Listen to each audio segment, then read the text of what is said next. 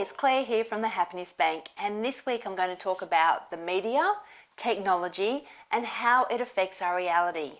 Now, this came about because of a conversation I had with my husband about how listening to a weather forecast can literally change the whole outlook of your day.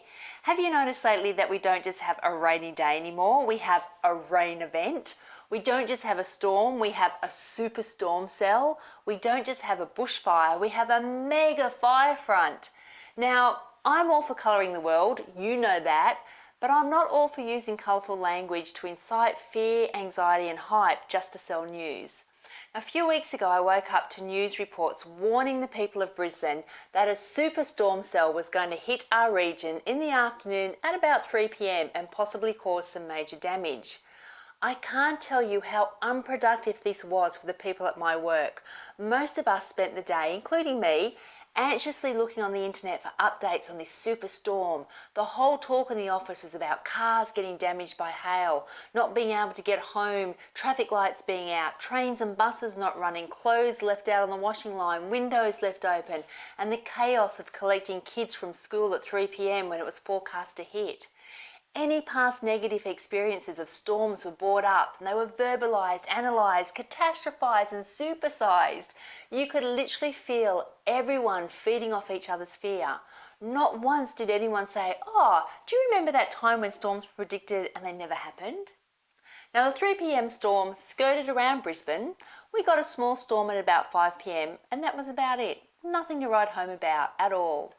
A whole lot of unproductivity, catastrophizing and negative thoughts, all doing silent damage to our bodies about something that never happened.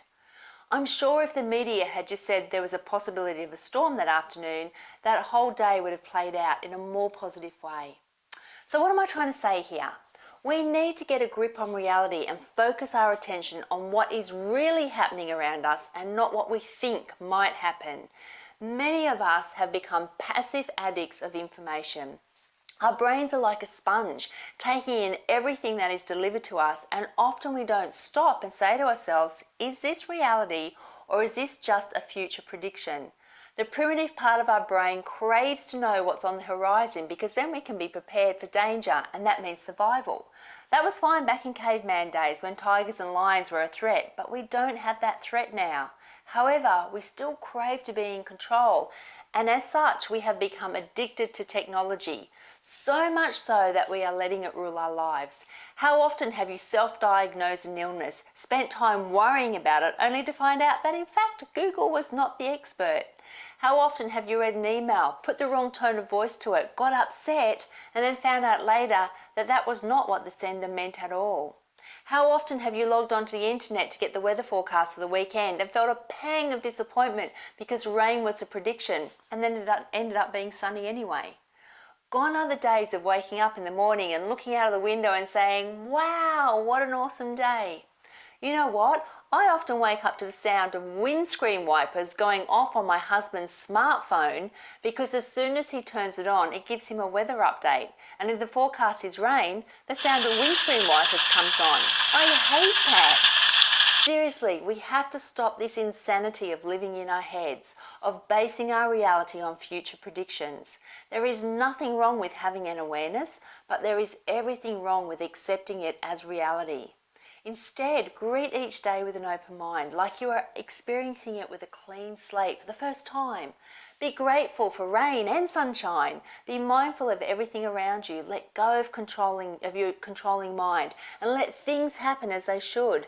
Take a different route to work. Smile at someone you don't know. Be kind to the people around you. And just for one day, try and live each moment as it happens. Remember, your thoughts are not your reality. And a rain event is just a lot of rain. And a superstorm is a storm to be prepared for, just like any storm.